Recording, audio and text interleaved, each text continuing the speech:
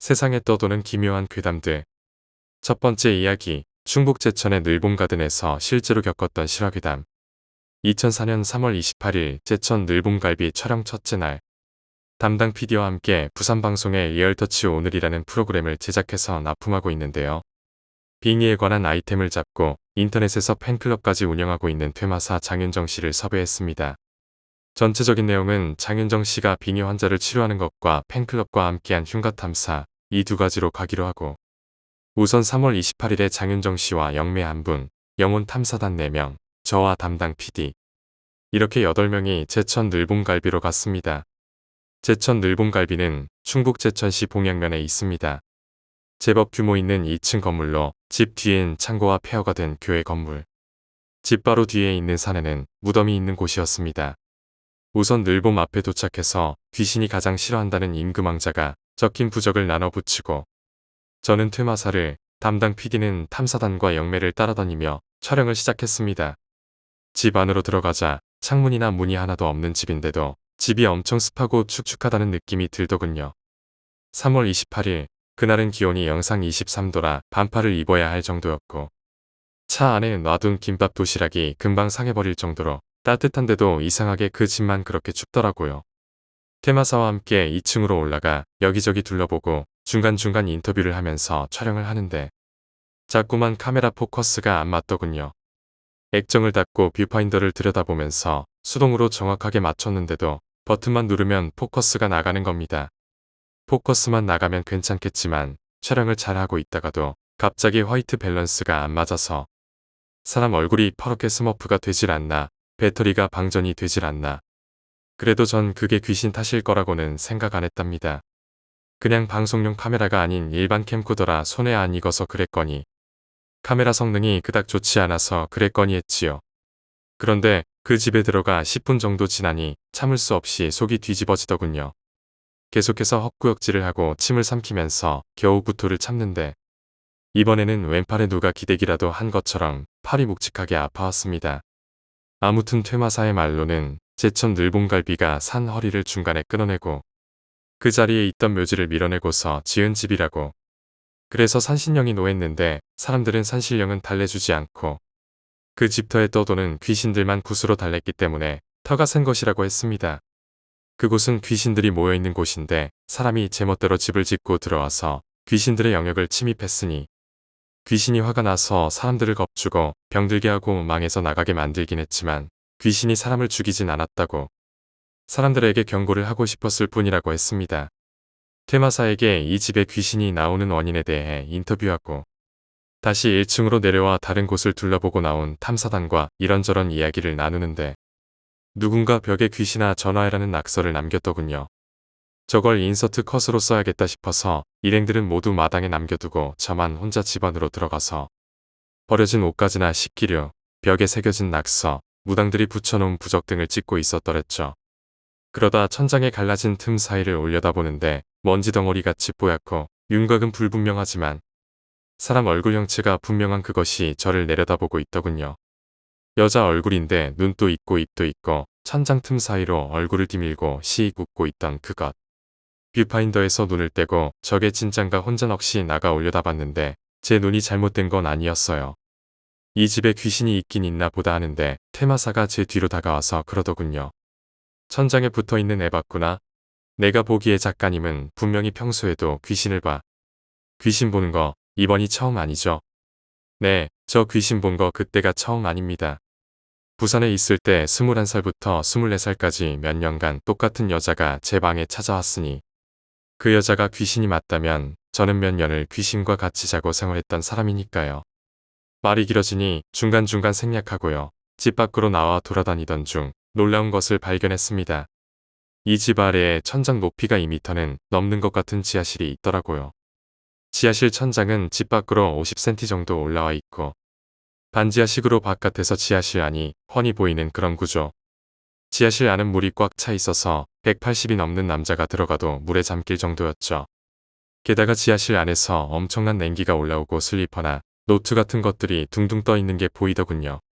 지하실 안을 찍으려고 캠코더를 그 안으로 들이밀었는데 세상에 3월 말인데 아무리 지하실이라 냉기가 있다고는 하지만 23도의 기온에 지하실 물이 꽝꽝 얼어 있더라고요.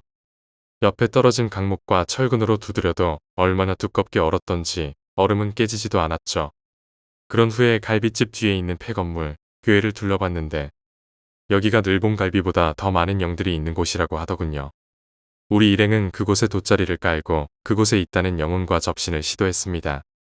종을 흔들면서 귀신을 불러들인 퇴마사가 말하길 지금 우리 앞에 와 있는 영혼은 여자아이이며 한복을 입고 전쟁 중에 병으로 죽었다고. 여기 들어온 사람들에게 겁을 주고 싶었을 뿐 죽이지는 않았다고. 하지만 앞으로 무슨 해를 가할지 모르겠다. 이름은 홍련이다. 그 다음엔 퇴마사가 데려온 영매자가 접신을 시도하는데 니네가 날 뭘 대접해준 게 있어. 가슴이 답답해라고 하면서 울기 시작하더라고요. 영매자는 울면서 바깥으로 뛰쳐나가 버리고 저는 그냥 멍하니 서 있고 담당 PD는 사람들 반응을 촬영하는데 갑자기 제 앞에 있던 촛불 하나가 수직으로 가늘고 길게 확 타오르기 시작하는 겁니다. 다른 촛불은 다 아몬드 모양의 불꽃으로 타는데 제 앞에 촛불만 흔들림도 없이 수직으로 높게 치솟으니 희한할 수밖에요. PD님, 얼른 이거 좀 찍어주세요. 일단 카메라로 촛불을 잡았는데 퇴마사가 그러더군요. 지금 그 촛불 앞에, 그러니까 내 앞에 홀령이 와 있기 때문에 그런 거라고 말이죠. 그렇게 접신 부분도 촬영하고 그 집에서 나가려는데 이번엔 영매가 저를 잡더군요. 작가님, 지금 팔이 묵직하고 그렇지? 저는 영매를 떠보기 위해서 오른팔을 주물러대며 대답했죠. 네, 좀 그렇네요. 카메라 때문에 무거워서 그렇죠 뭐. 그 순간 영매의 결정적 한마디. 아니, 그 팔 말고 왼팔. 거기 조그만 꼬마애들 둘이 매달려서 장난치잖아. 그리고 예감 같은 거 잘 맞고 평소에 뭐 귀신을 말하는 거죠. 잘 보고 그럴 것 같은데. 작가님 처음 볼 때부터 좀 걱정했는데 귀신이 치고 들어올지도 몰라. 그래도 무당 팔자는 아니고 조상이 알아서 돌보고 있어. 제천 늘봉갈비 첫째 날은 그렇게 촬영을 마치고 돌아갔습니다. 그리고 3일 후인 3월 31일은 김포에 있는 장윤정 씨의 법당에서 빙의 치료를 촬영하기로 했죠. 빙의 환자는 20대 중반의 방위산업체에서 근무 중인 남자였습니다. 겉보기엔 여느 20대들과 다를 바가 없었지만 그는 오랫동안 우울증과 빙의에 시달려 왔다고 하더군요. 늘 환청과 환시에 시달리고 자해를 하기도 하고 말이죠. 빙의 치료를 시작하기 전 퇴마사가 한 가지 제안을 해왔습니다. 자신의 기로 거울을 통해 사람의 몸에 깃든 영혼을 보여줄 수 있다고. 대부분의 사람은 몸속에 귀신을 지니고 있는데 어떤 귀신이 들어있느냐가 성격이나 운명을 좌우하기도 한다. 귀신은 하나일 수도 있고 여럿일 수도 있고 없을 수도 있다. 기를 불어넣으면 그 사람의 몸속에 있는 귀신이 거울로 비춰지는데 밤이 아니라 한낮에 어디에 있는 거울로든 그게 가능하다는 게 그녀의 주장이었습니다. 우선 거울 앞에 빙의 환자가 앉고 퇴마사가 그의 뒤에서 기를 불어넣기로 했죠. 그 뒤엔 4명의 영혼 탐사단이 앉아서 함께 거울을 보고 담당 PD와 저는 각각 방송 카메라와 적외선 카메라로 촬영을 시작했습니다. 퇴마사가 기를 넣은 지 2분도 되지 않아 빙의 환자가 두통을 호소하며 구토를 하더라고요. 그러더니 반쯤 실성한 사람처럼 숨을 몰아쉬면서 횡설수설하는데 나머지 사람들은 각자 흩어져서 자신이 본 것들을 백지에 그리기 시작했습니다. 사전에 뭘 봤는지 말하지 말 것. 그림을 정확히 그리되 포인트가 될 만한 특징들을 그림 밑에 상세히 메모할 것. 몇 분 후 그들이 그린 그림은 20대 여자, 머리에 브리치 염색, 길게 찢어진 눈 등 모두 일치하는 공통점을 가지고 있었습니다. 그러나 그들은 같은 동호회의 회원이었고 사전에 채팅이나 전화 등으로 충분히 모의를 하고 조작했을 가능성이 있는 사람들이었죠. 퇴마사를 못 믿는 건 아니지만 방송하는 입장에선 늘 의심을 가져야만 하니까요. 그래서 담당 PD가 거울 앞에 앉고 저까지 촬영을 중단하고 같이 PD의 몸에 깃들어 있을지 모를 영혼을 들여다보기로 했습니다. 그 사람들끼리야 충분히 말을 맞출 수 있지만 저까지 참여한다면 조작이 안 되니까요. 거울에 비친 PD 얼굴을 들여다보는데 나이 어리고 미소년 같은 얼굴이 휙 스치더군요. 저는 일단 뭘 봤는지 함구하고 그 사람들이 본 것을 물었습니다. 잘생긴 남자, 이쁜 남자, 꽃미남, 표현은 달랐지만 저를 비롯한 모든 사람들이 일치된 결론을 내렸는데 그것은 바로 꽃미남. 담당 PD는 하나하나 뜯어봤을 때는 미남이라고 말하기 힘든데 호남형에 가까워서 같이 다니다 보면 잘생겼다, 인상 좋다는 말을 많이 듣는 편입니다. 그런데 퇴마사가 그러더군요. 잘생긴 남자가 안에 들어있어서 인기도 많고 인물 좋다 소리 듣겠다고. 저도 실험에 참가해서 제 몸에 있다는 귀신을 보는데 처음에 스친 것은 할아버지. 두 번째 보인 것은 얼굴이 희고 갸름하고 머리가 검은 나이는 어리지만 나이답지 않게 냉정해 보이는 여자아이. 역시 다른 사람들도 같은 것을 보았더군요. 저 실제로도 얼굴 희고 갸름하고 성격 냉정합니다. 거울로 본 영혼을 각자 몽타주로 그리는 실험을 끝내고 본격적으로 비니 치료를 시작했습니다. 퇴마사가 손을 잡자 가슴이 답답해요. 를 외치던 비니 환자는 괴성을 지르고 머리를 땅에 부딪히는 자해를 하기 시작하더군요. 박 작가, 배터리 나갔어. 배터리 좀 갖다 줘요. 분명히 충전을 풀로 해놨던 배터리가 방전됐고 그래도 치료는 계속되었죠. 너 거기 왜 들어갔어? 이 사람이 착했어요. 순수하고 착했어요.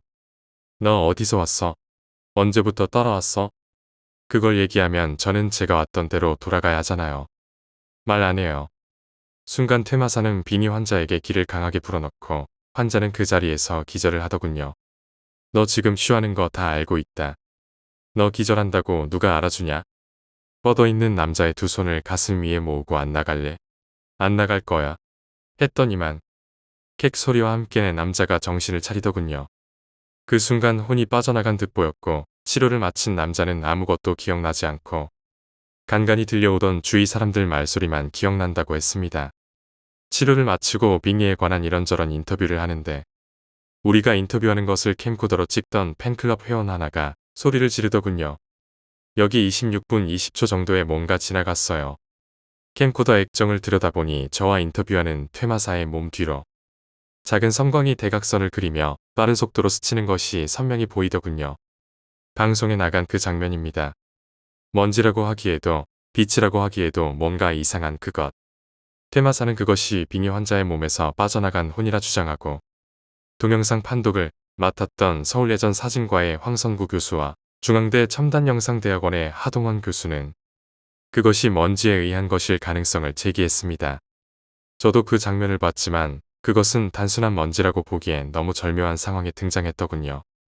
아직도 그게 뭔지 알 수는 없지만 장윤정 씨와 촬영한 두 번째 날도 이런 미스터리한 일이 여러 차례 일어났습니다. 아참, 그리고 테이프 프리뷰를 하는데 이상하게 맨 마지막에 촬영한 것이 테이프 맨 앞으로 와 있더군요. 알고 보니 테이프가 저절로 맨 앞으로 감겨버린 줄도 모르고 앞서 촬영한 장면 위에 덮인 것이죠. 촬영하다 보면 늘 테이프가 다 감기기 8-9분 전에 여유를 두고 테이프를 교체합니다. 그리고 늘 테이프를 꺼내 녹화 내용이 지워지지 않게 세이브시키고 테이프를 따로 보관하는데 베테랑인 PD가 그런 초보적인 실수를 할 가능성은 사실상 없는데 이상하죠. 결국 비니 환자 인터뷰와 퇴마사 인터뷰가 일부 사라져버렸고 동영상에 찍힌 섬광에 대해 의혹을 제기했던 하동원 교수의 인터뷰도 사라졌습니다. 퇴마사 장윤정 씨의 비니 치료와 늘봉갈비 촬영, 이전 촬영 때 찍힌 몇 점의 사진과 동영상에 대한 사진 판도까지 마치고 나니 제천에서의 마무리 촬영만 조금 남았더군요. 제천 봉행읍 사무소를 찾아서 퇴마사가 주장했던 대로 늘봉갈비가 묘지를 헐고 지어진 집이 맞는지, 늘봉에서 사람이 죽어나갔는지, 지금은 그 집이 누구의 소유이며 망해 나갈 당시의 정황은 어땠는가 등을 확인하기 위해서 4월 첫째 주에 제천으로 다시 촬영을 나가기로 했습니다. 그런데 그때 같이 촬영을 나갔던 영혼탐사단 중 한 분이 이상한 사진을 찍었다고 하시더군요. 담당 PD와 함께 오밤중에 김포로 달려가서 확인해보니 방송에 나온 대로 해골 형상의 어떤 것이 선명히 찍혀 있었습니다. 영혼탐사단 중 한 명이 발을 헛디뎌 정화조 맨홀에 빠졌는데 깊이가 2m에 가까운 데다가 맨홀 뚜껑이 열려 있어 빗물이나 물이 가득 차 있었는데도 물에 빠진 사람은 옷이 하나도 젖지 않고 신발만 젖었다네요. 어떻게 이런 일이 있을 수 있나 싶어서 일단 맨홀 안을 디카로 찍었는데 아무 얼룩이나 물체도 없던 맨홀 암벽에 해골 형상이 보인 것이죠. 저와 담당 PD 엄청 고무돼서 제천으로 달려갔습니다. 우선 인근 주민들에게 이런저런 소문들을 인터뷰했는데 방송에 나가지 않은 소문들은 대충 이렇습니다. 늘봉갈비 한참 장사 잘 될 때 손님이 아가씨에게 음식을 주문했는데 아무리 기다려도 갖다 주지 않아서 주인에게 항의합니다. 그러나 주인은 우리 집은 그런 아가씨 종업원이 없는데요. 라고 했다고 합니다. 5년 전 어떤 불황자가 늘봉갈비 뒤편 작은 고랑에서 시체로 발견되었는데 죽은 상태에서 3주간 그 자리에 방치되어 있었다네요. 누군가 사람을 죽여서 그 자리에 유기했다는 소문이 동네에 퍼져 있었으며 이것은 경찰에게도 확인한 사실. 촬영 중에 웬 지프 한 대가 멈춰서더니 자신이 요 인근 주민인데 밤길에 차를 타고 늘봄 앞을 지나는데 머리 길고 흰 옷 입은 여자가 늘봄 앞부터 아파트까지 무서운 속도로 웃으면서 따라왔다는 이야기를 했죠. 늘봄갈비가 지어진 지는 10년이 채 안 되었으며 몇 년간의 장사가 그럭저럭 잘 되었지만 두 번째 주인 때 건물이 부도가 나고 그때부터 들어온 사람마다 망해 나가기 시작했다 합니다. 그 후로 그 건물은 경매에 넘어갔고 그 건물을 인수했다는 사람은 무수히 많지만 정작 실제 소유권은 누구에게 있는지 읍사무소에서조차 파악을 못하고 있습니다. 그 외에 늘봄에서 목매서 죽은 여자가 있다. 귀신을 봤다. 재미삼아 들어가 봤다가 이유 없이 몸이 아프고 주위 사람들이 다쳤다 등의 소문이 있었고요. 우선 늘봄갈비는 누구의 소유이며 망하기 직전 무슨 일이 있었나를 찾기 위해 읍사무소에서 등기부등본과 토지대장을 확인했습니다. 서울시 종로구에 거주한다는 명의자가 있지만 그 사람 연락처를 통해 수배를 해봐도 행방을 알 수가 없다는군요. 이민을 갔다, 행방불명이다, 죽었다, 소문만 무성하다고 하고요. 서류상의 명의자와 실제 주인은 충분히 다를 수 있으므로 결국 찾지 못했습니다. 그렇다면 늘봄이 묘지터였던 것은 맞는가? 인터뷰 때 만났던 인근 주민들과 토박이들은 늘봄이 묘지터에 지어진 집이 아니라고 했기에 테마사의 주장이 틀린 것일지도 모른다고 생각하고 읍사무소와 인근 주민들을 수소문하던 중 늘봄갈비를 짓기 전 그 터에 살았다는 사람을 만났습니다.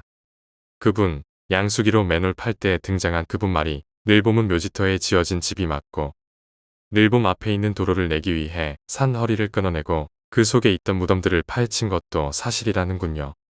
유족들이 미리 인수해간 유골들도 있지만 찾아가지 않은 것들도 많았다고요. 이로써 퇴마사의 주장은 어느 정도 신빙성을 얻은 셈이고 마지막으로 그 해골 사진, 그것은 어떻게 설명할 수 있을까요? 2m도 넘는 강목으로 맨홀의 깊이를 재봤는데 180인 남자가 빠져도 잠겨버릴 깊이였습니다. 그 깊이에 물에 가슴까지 빠졌다 나왔는데 옷이 안 젖었다. 맨홀을 여기저기 들여다보고 있는데 그 집터에 살았다는 권사님께서 그러시더군요. 작가님, 이건 마을에서 떠도는 어디까지나 소문인데요. 부도내고 행방 없어진 예전 주인 말래요. 그 사람이 빚이 너무 많으니까 빚쟁이한테 살해당해서 이 집안 어딘가에 묻혀 있다는 소문이 마을에 돌고 그랬었어요. 만약 이 집에서 시체를 묻는다면 당연히 저 얼어있는 지하실이나 이 정화조 맨홀 속 아니겠어요? 정말 맨홀 속에서 사체가 나온다면 우리야 특종을 잡는 셈이고 고인도 맨홀 속에서 나와서 편히 묻힐 수 있으니 좋은 일인가. 아무튼 마을에서 양수기 2대를 가져와 맨홀 속을 팠습니다. 결국은 아무것도 나오지 않더군요. 특종도 특종이지만 사람이 안 죽어 있다는 게 얼마나 큰 다행인가요. 우리의 늘봄 촬영은 그렇게 끝이 났습니다. 두 번째 이야기, 무병. 난 지금 현재 역학을 공부하고 있다. 우리 집을 설명하자면 우리 아빠는 새 아빠로 철학관을 운영하시며 신기도 있으신 분이다. 또 우리 엄마도 신기가 있으신 분이다. 물론 나 또한 신기가 있다. 그래서 가끔 내 친구의 일과 아빠의 질문에 대답하면 질문 10개 중 대부분을 항상 맞춘다. 남들은 그냥 나무와 낙엽이 섞인 것처럼 보이는 풍경도 난 사람 얼굴로 보인다. 그냥 조금 높은 바위도 난 사람 영상으로 보인다. 최근에 본 풍경 중 하나는 쪽진 머리의 조선시대 여자였다. 그리고 어제 난 무병을 경험했다. 역학 공부를 하지 않은 지 4일째 되는 어제 왜 안 했느냐고. 정말 역학 공부를 해본 사람은 알 것이다. 정말 힘들다. 머리가 깨질 것 같다. 한때는 울기도 했다. 사람의 생년월일과 생시를 8글자로 만들어 놓고 그 사람의 인생을 논하려면 정말 노력이 필요하다. 또한 나는 왜 이런 공부를 안 하면 먹고 살 길이 없는 것인가 때문에 막막해지기도 했다. 그러다 공부를 안 하게 됐다. 그리고 4일째 되던 날 사탕과 초콜릿을 좋아하지 않는 나는 평소 즐겨 먹지도 않던 사탕 봉지를 뜯어서 먹기 시작했다. 22살의 나이에 입안에 사탕을 문 채로 어리광을 부릴 수 있는 사람은 흔치 않을 것이다. 순간 멍해지는 머리와 초점이 맞지 않는 시선, 무작정 무슨 말이든 안 하면 안 될 것 같았다. 무병은 그때부터 시작된 것이다. 내 몸의 동자신이 시인 것이었다. 이상한 낌새를 챈 아빠는 사탕 먹고 싶어? 라는 질문을 하더니 나를 심각하게 보셨다. 그리고 낱말을 시작했다. 끝에 집 애나 할머니 둘 중 하나 분명히 다치거나 아프다. 그 말이 끝나고 1분이 채 지나지 않아서 끝에 집 사람들이 지나갔다. 난 현관을 등지고 있어서 지나가는 소리만을 들었다. 그리고 아빠는 심각한 표정으로 나에게 말했다. 소름 끼쳐 하지 마. 지금 내 팔 부러져서 깁스하고 가더라. 그리고 난 거기서 그치지 않고 계속해서 점을 치기 시작했다. 그런 내 모습을 보며 아버지는 정신 차려. 빨리 가. 라며 자꾸 나를 때렸다. 그럼에도 불구하고 갑자기 방울 소리가 듣고 싶어진 나는 핸드폰에 달려있는 방울을 사정없이 흔들며 웃기 시작했다. 그걸 본 아빠는 방울 줄까? 부채 줄까? 목탁? 칼 줄까? 우리 집은 법당도 있기에 굿할 때 쓰는 방울과 부채, 귀신 잡는 칼, 목탁, 불상 등 다 있다. 하지만 난 무섭다며 싫다고 투정 부리며 핸드폰 방울을 다시 흔들기 시작했다. 법당은 높은 신들만 모셔져 있기 때문에 동자신은 들어가지도 못할 뿐만 아니라 쫓겨난다고 한다. 물론 사탕과 초콜릿을 쉬지 않고 먹으면서 말이다. 그리고서 빨간색 볼펜을 쥔 채 어린아이처럼 동그라미와 네모, 세모 등을 그리며 놀기 시작했다.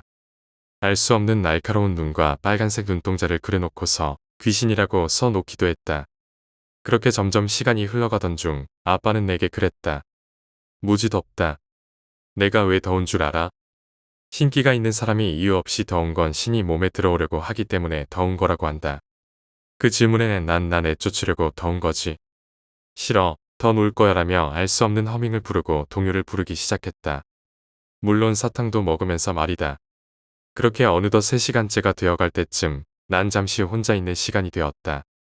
방바닥에 멍한 채로 엎드려 있는데 순간 머릿속으로 엄마 모습이 그려졌다. 머릿속의 상황은 이러했다. 너 그만해. 싫어. 그만 못해. 싫어. 내가 뭔데. 너 진짜 혼날래? 엄마 미워. 그렇게 몇 분 훌쩍이던 나는 제정신으로 돌아왔다. 나중에 물어보니 그건 엄마가 아니라 할머니 신이었다고 한다. 법당에 놓여진 불상과 그 외의 신들 중 한 분이 동자신이 노는 것을 보다 못해 화가 나셔서 호통을 치시고 내쫓아 주신 것이라고 한다. 제정신으로 돌아온 나는 다시 정신없이 물을 마시기 시작했다.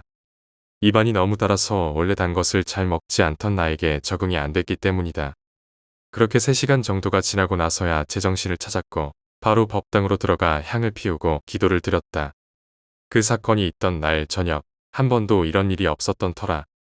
아버지는 충격이 너무 큰 나머지 내게 확인서 한 장을 내밀었다. 역술 공부에 대한 시간표였다. 새끼손가락 걸고 도장도 찍고 복사까지 하면서 공부 열심히 하기로 서명까지 했다. 새로운 경험이었음에도 불구하고 너무나 큰 충격이 남는 좋지 않은 경험이었다. 3번째 이야기, 어린 날의 체험. 내가 어릴 적 겪었던 기묘한 이야기야. 우리 아버지는 근처 쓰레기장에서 언제나 다 망가진 가전용품이나 잡동사니를 찾아 아깝게 이런 걸 버렸대 하며 집에 가져오곤 하셨어. 우리 가족들은 그런 아버지를 보며 언제나 부끄러우니까 그만두세요 라고 부탁드렸지만 아버지는 계속되었어. 결국 포기하고 아버지가 좋을 대로 하라고 내버려 두게 되었어. 아버지가 주워오는 것은 별의별 종류가 다 있었지만 그 중에는 도대체 왜 이런 걸 가져왔나 싶은 기묘한 것도 적잖았어. 그 중 하나가 그 인형이었지. 어느 날 집에 돌아왔더니 나와 여동생이 함께 쓰는 방에 낯선 인형이 놓여 있었어. 당연히 아버지가 주워왔다고 생각했어. 난 속으로 또 왜 이런 더러운 인형을 주워오신 거야 하며 투덜대며 그 인형을 찌려봤어. 아이들이 팔에 자주 끼고 다니는 흔한 젖병을 무는 인형이었어. 긴 속눈썹에 동글동글한 갈색 눈동자. 젖병을 물기 위해 살짝 열린 입술은 당장이라도 뭐라고 속삭일 것만 같았어. 새 것이었다면 분명 사랑스러웠을 인형이겠지만 이전 소유자가 인형을 꽤 거칠게 다뤘는지 한쪽 뺨에는 검은 매직으로 낙서가 되어 있었고 눕히면 깜빡 감길 눈꺼풀도 한쪽만. 그것도 반밖에 안 닫혀서 마치 한쪽 눈이 짓눌린 것 같은 험악한 꼴이 되어버리는 거야. 빈말로도 귀엽다고는 못할 그런 인형을 왜 아버지가 가지고 온 것인지 알 수는 없었어. 나도 여동생도 원래 어릴 적부터 인형놀이를 좋아했기 때문에 방 안에는 미미 인형이나 케이스에 들어있는 프랑스 인형, 봉제 인형 등 수많은 인형들이 쫙 늘어서 있었어. 그 사이에 아버지가 주워온 이 인형이 이질감을 발현하며 섞여 있었어. 다른 인형들이야 어릴 적부터 함께 놀았던 것들이니만큼 애착도 있고 거기에 있다는 걸 부자연스럽게 여긴 적은 한 번도 없었어.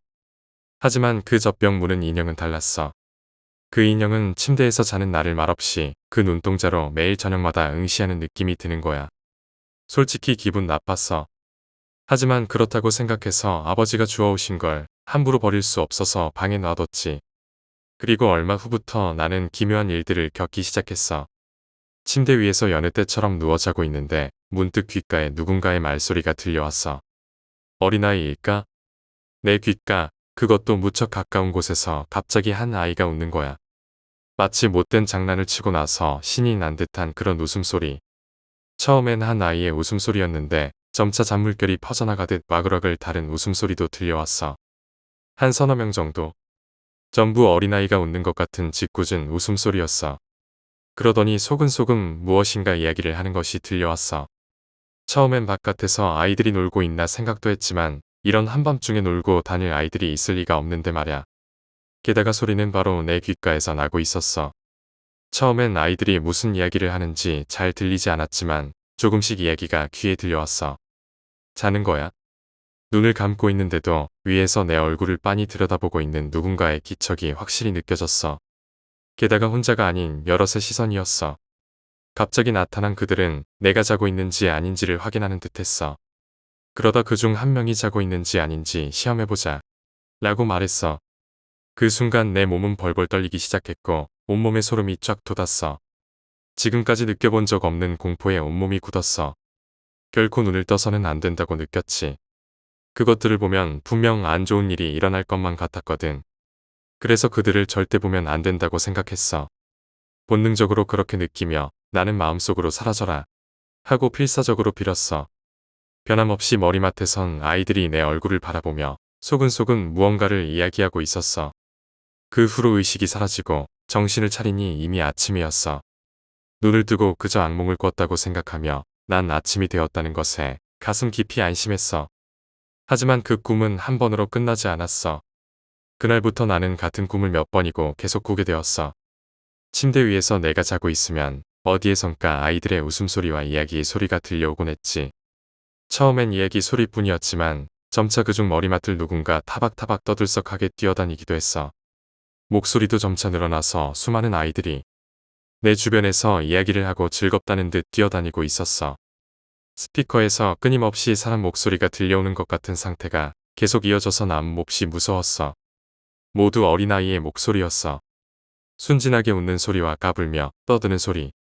그리고 더욱더 무서운 이유는 그중 명확하게 내게 아기를 가진 목소리도 있었어. 그들은 내 귓가에서 내 얼굴을 바라보며 즐거운 듯 자는 거야. 자는 거야? 라며 말을 걸어왔어. 하지만 대답도 눈도 뜰 수 없었어. 몸은 가위에 눌린 건 마냥 굳어서 손가락 하나 움직일 수 없었어. 그날도 열심히 기도했어. 사라져라. 난 부들부들 떨며 공포와 싸우며 꿈에서 깨기만을 간절히 빌었어. 또 누군가 내 옆에서 달리고 있었어. 작은 발소리가 들렸어. 하지만 그럴 리는 없었어. 난 2층 침대에서 자고 있으니까. 그들은 발소리를 내며 공중을 이리저리 돌아다니는 것이었어. 그렇게 무서운 꿈을 매일같이 꾸니 난 심각한 우울증 증세가 생기기 시작했어. 그것이 인형 때문이라고 느낀 것은 어느 날 낮잠을 자고 있을 때였어. 반쯤 잠에 빠져 정신이 흐릿한 와중에 난 또다시 그 꿈을 꾸었어. 자는 거야? 슬슬 그런가? 그런가? 라며 떠드는 아이들의 기척이 느껴졌는데 이유는 몰라도 그 인형이구나 하고 느껴졌어. 직감이랄까. 하지만 이 이야기를 누군가에게 털어놓을 수는 없었어. 정신이 나간 거라고 생각하는 게 틀림없었기에 나는 그저 끙끙 앓고 있었어. 하지만 문득 아래층 침대에 자는 여동생도 느끼지 않았나 싶어서 물었지만 여동생은 이상하다는 얼굴로 그런 소리 못 들었어. 라고 평상시와 다름없는 모습으로 대답했어. 난 젖병 무는 인형이 무섭고 견딜 수 없었어. 어떻게든 하고 싶었지. 하지만 구체적으로 뭘 해야 할지는 모르겠는 거야. 솔직히 말하면 내가 미친 건 아닌가 싶어 두렵기도 했어. 어째서 나에게만 소리가 들리고 어째서 내 주위에만 그들이 찾아오는 건지. 옛날 희미하게 여자 귀신을 본 적이 있는데 그때 혹시 영감이라는 게 내게 생겨났던 건 아닐까. 어둠 속에 숨어있던 무언가를 그래서 보게 된 게 아닐까. 그런 고민과 걱정이 한가득인데 며칠 지난 어느 밤 또 그들이 찾아와 내 귓가에서 와글와글 이야기를 시작했어. 눈을 감고 있었기 때문에 실제로 본 것은 아니지만 대략 20명 정도 있는 느낌이었어. 그러다 보니 방 안은 사람 말소리로 가득했고 귀를 막고 싶을 정도로 시끄러웠어.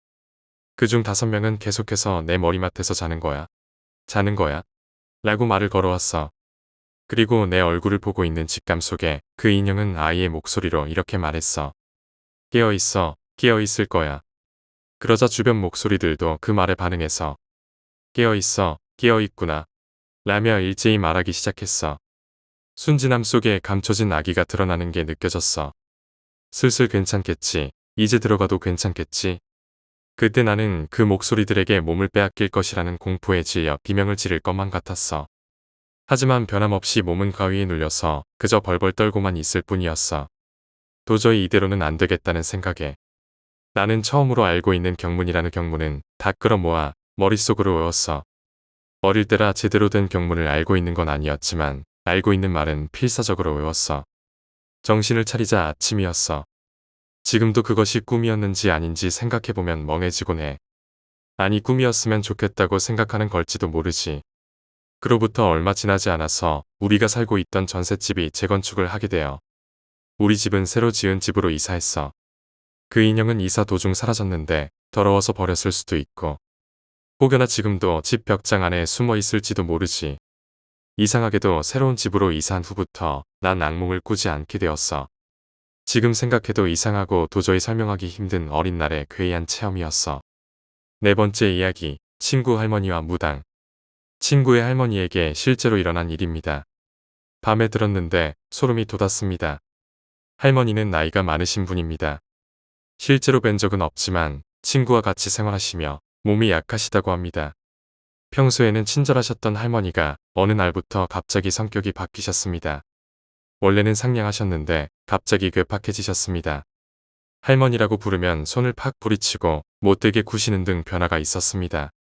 이에 가족들은 나이가 있으시니 치매 초기 증상이 아닌가 걱정했습니다. 하지만 할머니의 성격 변화는 점점 더 심해졌습니다. 언젠가부터는 걷지 않고 집안에서 무릎으로 기어다니기 시작하셨습니다. 그것도 매우 빠른 속도로 말입니다. 무릎에 상처가 나서 피를 흘리면서도 계속해서 기어다녔습니다. 힘도 엄청 세져서 집안의 나무 의자를 부수기도 했습니다. 더 무서운 것은 할머니가 새벽에 혼자 화장실에 가서 고음으로 웃으면서 기어다니시는 일이 반복되었습니다. 가족들이 모두 잠든 새벽에 화장실 안을 무릎으로 뱅뱅 기어다니며 깔깔대고 웃었습니다. 어느 날 친구가 잠에서 깼을 때 화장실에서 들리던 웃음소리가 매우 가까워졌습니다. 눈을 뜨자 할머니가 자신의 방 안에서 깔깔대며 웃고 계셨습니다. 친구는 놀라서 소리를 지르며 방문을 열려고 했지만 문은 안에서 밖으로 밀어야 하는 문이어서 열리지 않았습니다. 소리를 질러대자 가족들이 와서 문을 열어줬는데 문 앞에 냉장고, 식탁, 의자 등 가전제품들이 한가득 쌓여 있었습니다. 이에 가족들은 무당을 부르기로 결정했습니다. 무당은 집에 들어와 할머니를 보자마자 내가 모시는 신보다 훨씬 강한 귀신이 붙었다며 도망쳤습니다. 그 후 퇴마사를 찾아 목사님을 모셔와 기도를 올렸지만 처음에는 효과가 없었습니다. 다른 퇴마사들을 불러 모아 릴레이 기도를 한 끝에 교회에 성수를 가져와 할머니를 성수가 담긴 욕조에 넣었습니다. 그러자 할머니가 고음으로 내일 나갈게 하고 소리쳤습니다.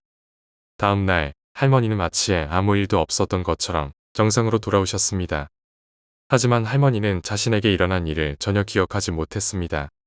5번째 이야기, 여자친구의 집. 고등학교 2학년 때의 일이었습니다. 우리 학교는 자율학습을 매우 중요시하는 학교였기 때문에 주말임에도 불구하고 대부분의 학생들은 학교에 나와 공부에 열중하고 있었습니다. 그러한 분위기 속에서도 나는 그날따라 유독 여자친구의 얼굴이 보고 싶어서 안달이 나 있었습니다. 학교의 창문 너머로 보이는 푸른 하늘이 더욱 그리움을 자극했는지도 모르겠습니다. 결국 참지 못하고 여자친구에게 문자를 보냈습니다. 지금 뭐해? 라고 간단히 물었더니 그녀는 집에 있어라고 답했습니다. 그 답변을 받고 나서 왜 학교에 안 나왔어? 라고 물었지만 그녀는 별다른 대답을 하지 않았습니다. 계속해서 이유를 물었더니 결국 그녀는 그냥 배고파서라고 답변했습니다. 그런 그녀의 대답에 나는 잠시만 기다려 맛있는 거 사가지고 갈게라고 답하며 햄버거와 그녀가 좋아하는 치즈 스틱을 사기로 마음먹었습니다. 학교를 잠시 빠져나오기 위해 친구에게 화장실에 갔다고 출첵을 부탁했습니다. 그리고는 바로 가까운 햄버거 가게로 달려갔습니다. 그녀가 좋아하는 메뉴를 골라 포장하고 여자친구의 집으로 향했습니다. 여자친구의 집은 사무실을 개조해 만든 곳으로 빌딩의 맨 위층에 위치해 있었습니다. 도착해서 문을 두드리니 여자친구가 문을 열어주었습니다. 그녀의 모습을 보고서야 나는 그녀가 학교에 나오지 않은 이유를 직감적으로 알게 되었습니다. 왼손으로 아랫배를 문지르고 있던 그녀의 모습이 그녀가 얼마나 고통스러웠을지를 대변해주는 것 같았습니다. 나는 그녀에게 사온 햄버거와 치즈 스틱을 건네주며 배고플 때는 이거라도 먹어라고 말했습니다. 그녀는 햄버거를 받아들고는 조금은 기운을 차린 듯 맛있게 먹기 시작했습니다. 그 모습을 보며 나는 안도의 한숨을 쉬었습니다. 하지만 저녁 시간이 다가오자 친구로부터 담임한테 걸렸다. 담임이 학교 내 화장실 다 수색했어. 니 뒤졌다. 빨리 와라는 메시지가 도착했습니다.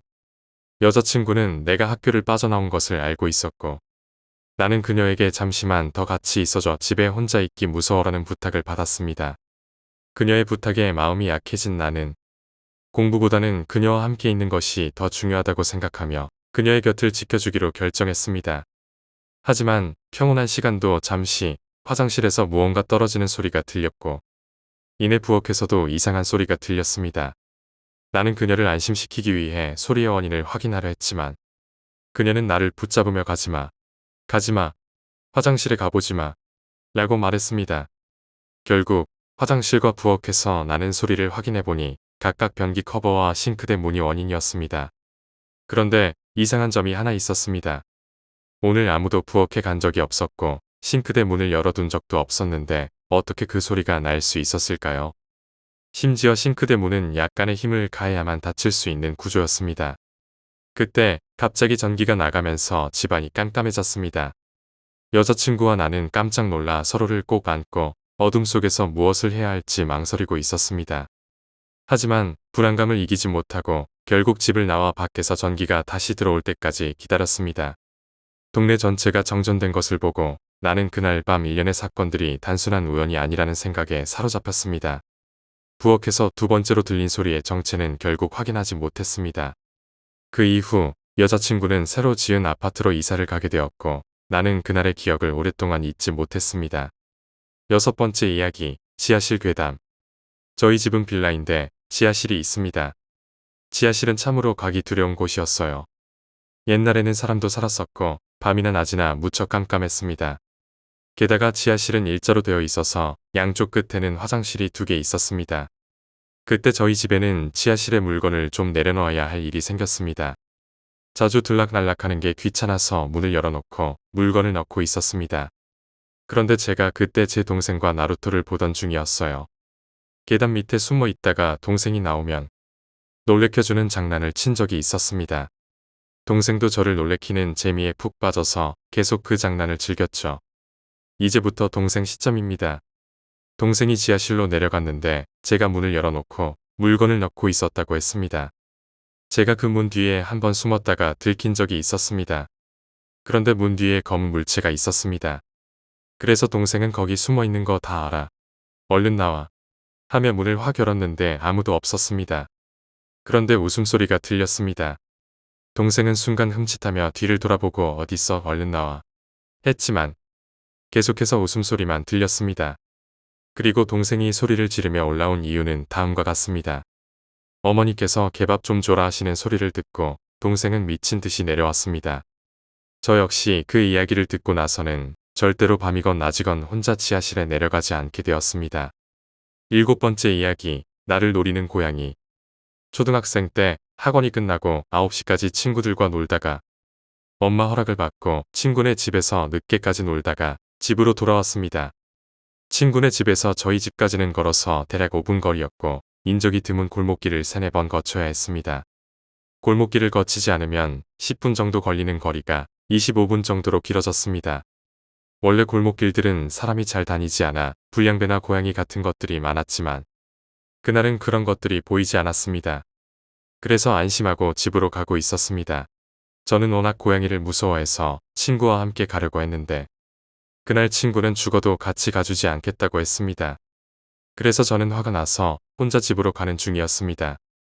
한 삼골목쯤 지나갔을 때 뭔가 제 발 밑으로 슉 지나가는 것이 있었습니다. 검은 물체가 고양이인 줄 알고 놀란 가슴을 진정시키려 했습니다. 그 고양이 같은 것이 계속 발 밑에 나타나자 저는 안 되겠다. 뭔지 좀 알아봐야겠다고 생각하면서 그 검은 물체를 찾고 있었습니다. 또 지나가자 저는 고양이일 것 같아서 손으로 잡지는 못하고 발로 차버렸습니다. 야웅 하면서 저 멀리 날아떨어지는 것이었습니다.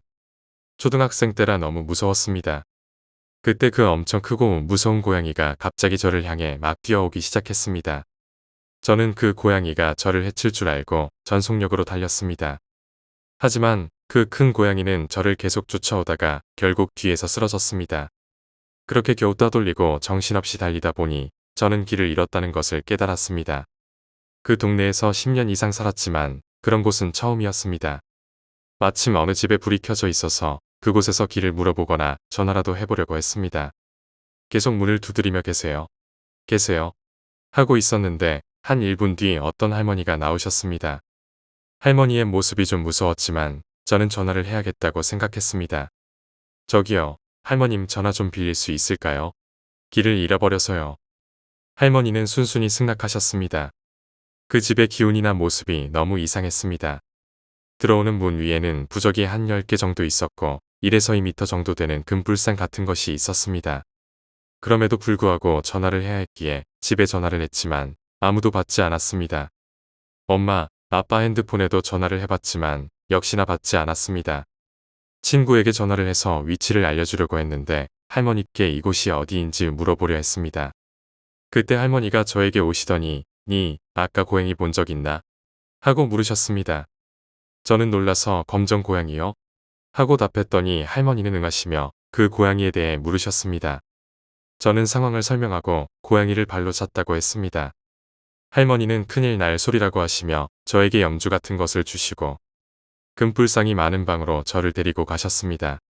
그 방에는 이상한 할아버지 사진이 붙어 있었고 할머니는 저에게 향을 피우고 쌀을 뿌리셨습니다. 제가 너무 무서워서 왜 그러시냐고 물었더니 할머니는 아까 그 고양이 발로 차고 죽도록 뛰길 잘했다고 말씀하셨습니다. 가끔 오래 산 고양이들이 사람이 되고 싶어 사람을 해치거나 한다고 하셨습니다. 그 후 부모님께 전화를 해서 집에 돌아갈 수 있었습니다. 집에 전화했을 때 시간이 새벽 6시였습니다. 친구네 집에서 나온 시간이 오후 11시 30분쯤이었는데 어떻게 그런 일이 벌어질 수 있었는지 이해할 수 없었습니다. 이후 그 할머니의 집을 다시 찾아갔지만 그곳에는 아무도 살지 않았다고 했습니다.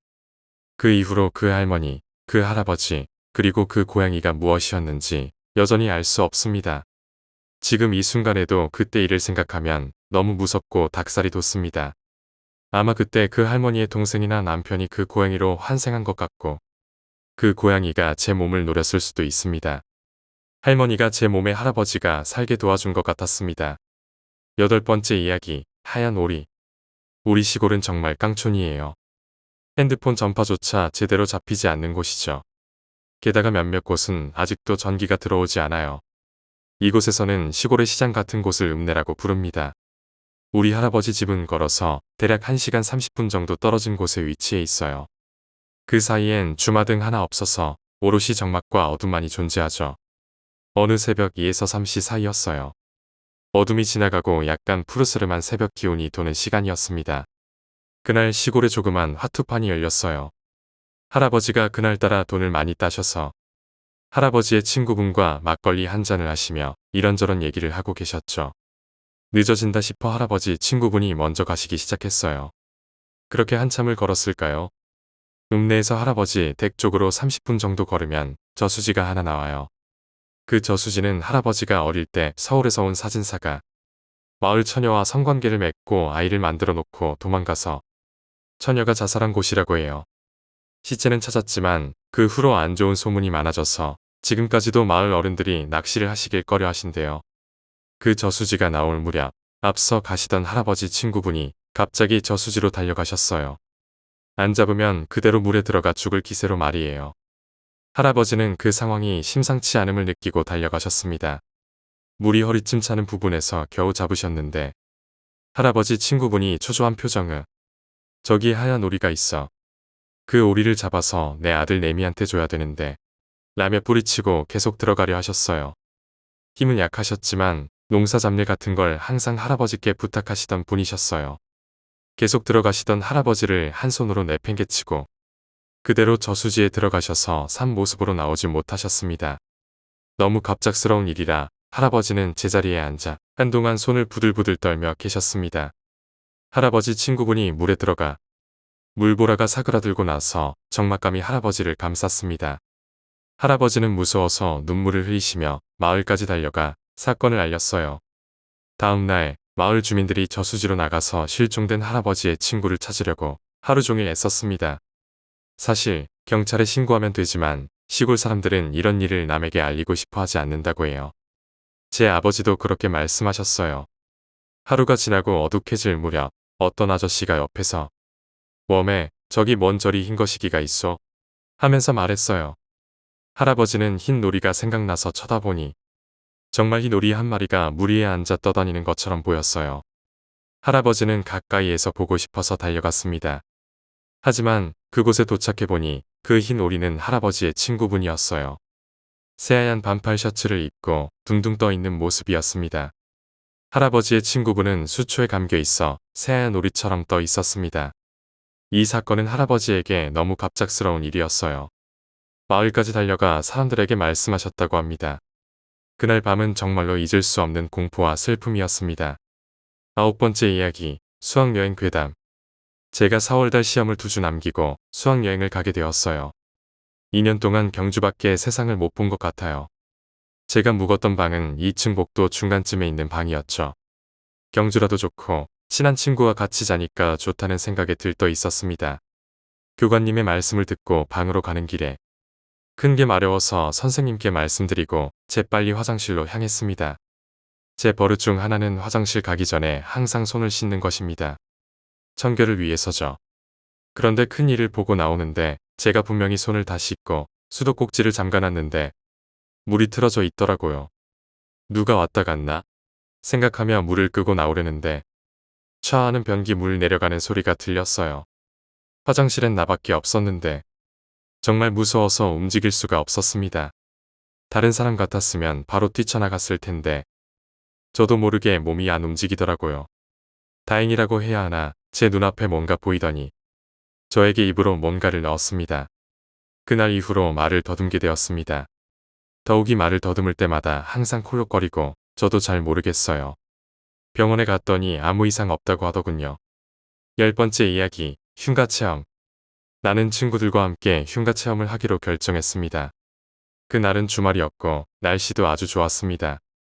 속초와 가까운 강원도 양양에 살고 있는 친구 집에 가서 그저 소주 몇 잔을 기울이며 시간을 보내기로 했습니다. 처음에는 흉가 체험 같은 대담한 계획은 전혀 없었습니다.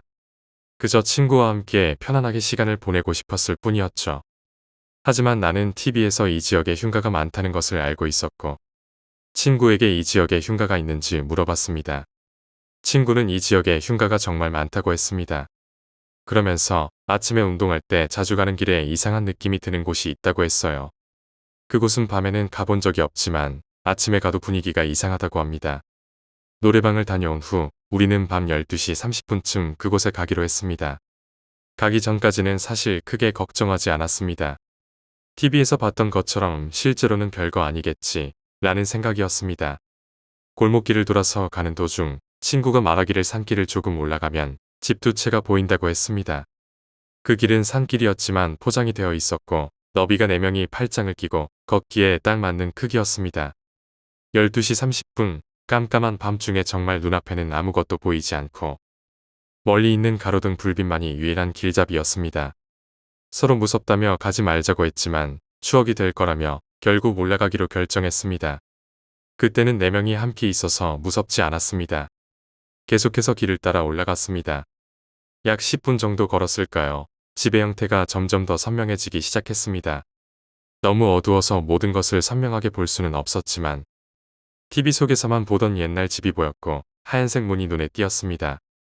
우리는 너무 무서워서 다시 내려가기로 결정했습니다.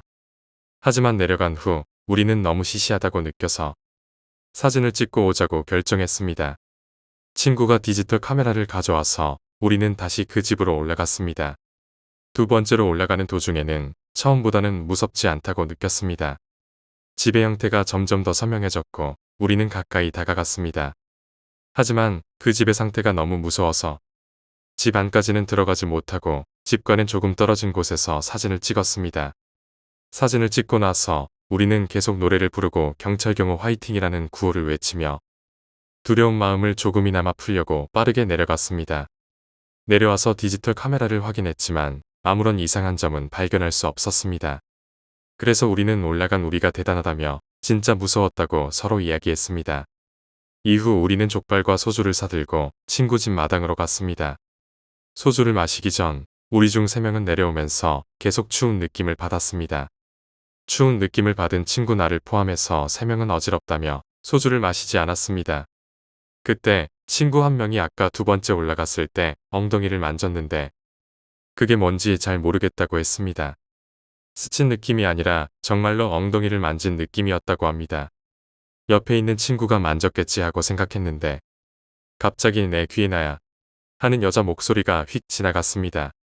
멀리서 들리는 소리가 아니라 정말 옆에서 내 귀에 속삭이는 목소리였어요. 깜짝 놀라서 나무젓가락을 던지며 너무 무서워서 욕을 하며 친구들에게 방금 무슨 소리 안 들렸냐고 했습니다. 하지만 친구들은 장난을 친다며 계속 웃었습니다. 그런데 그때 한 친구가 내가 나무젓가락을 던질 때 내 뒤로 하얀색 무언가가 지나갔다고 말했습니다. 우리 3명은 지금 하나씩 겪었는데 한 친구는 계속 장난을 친다며 소주를 마셨습니다. 우리는 너무 무서워서 일단 모두 방으로 들어가기로 했습니다. 이런 이야기를 하면 아무도 믿지 않을 거라고 생각하며 잠을 자기로 했습니다. 나는 그날 밤 잠을 못 자고 밤새웠습니다. 새벽 6시쯤에 친구 한 명과 집을 나가서 다시 그곳으로 갔습니다. 그곳에 사시는 할머니에게 그곳에 대한 이야기를 들어보려고 했지만 사람이 살지 않고 무덤이 하나 있고 집이 2채 있을 뿐이라고 했습니다. 귀신 나온다는 소리는 한 번도 못 들어봤다고 말씀해 주셨습니다. 날이 밝은 후 우리는 다시 기숙사로 돌아왔습니다. 기숙사에 도착해서 나는 너무 피곤해서 잠이 들었습니다. 일어나자마자 네이버에서 흉가에 대한 정보글을 읽어봤습니다. 흉가를 다녀온 사람들 그리고 우리에게 나타난 일 중에 모두 공통된 의문점이 있었습니다. 흉가를 다녀온 사람들은 몸이 차가워지고 어지러운 느낌을 받았습니다. 흉가를 다녀온 사람들 중 누군가 귀에 어떤 소리가 들리거나 흰색 물체를 보았습니다. 흉가를 다녀온 사람들 중 꼭 한 명은 아무 일이 없었습니다. 정말 무서웠습니다. 직접 체험해봐야 그 사람들만이 알 수 있는 일입니다. 11번째 이야기, 버려진 물건. 우리 할머니는 정말 마음이 따뜻한 분이셨어요. 마을 근처 쓰레기장이나 폐품 수집소에서 버려진 상을 주워 오셔서 그것들을 깨끗이 닦고 수리한 뒤에 필요한 사람들에게 나눠주곤 하셨죠. 어릴 적 나에게는 그저 당연한 일처럼 느껴졌어요. 하지만 그 중에 한 상이 우리 가족에게 잊을 수 없는 기억을 남겼습니다. 그 상은 어두운 숲속에 달이 떠있는 무늬가 새겨져 있었어요. 나는 그 상을 볼 때마다 기분이 묘했어요. 어째서인지 그 상만 보면 불안하고 음침한 느낌이 들었죠. 할머니는 그 상을 특히 마음에 들어 하셨어요. 그런데 어느 날 할머니가 그 상을 닦고 계시다가 갑자기 경련을 일으키시고 기절하셨어요. 우리 가족은 모두 당황해서 할머니를 병원에 데려갔지만 의사는 아무 이상이 없다고 했어요. 결국 우리는 마을에서 유명하다는 한 무속인을 찾아갔죠. 무속인은 할아버지가 들어서자마자 집에 있는 그 상 때문에 문제가 생겼다고 하셨어요. 무속인의 말씀을 듣고 할아버지는 집으로 돌아와 상을 모두 불에 태우셨어요. 하지만 할머니가 아끼던 그 상만은 빼놓고 태우지 않으셨죠. 그 후 우리 가족에게 더 큰 비극이 찾아왔어요. 삼촌이 이상한 행동을 보이기 시작했어요. 부엌에서 칼로 그 상을 찔러대더니 갑자기 자신의 배를 여러 번 갈랐어요.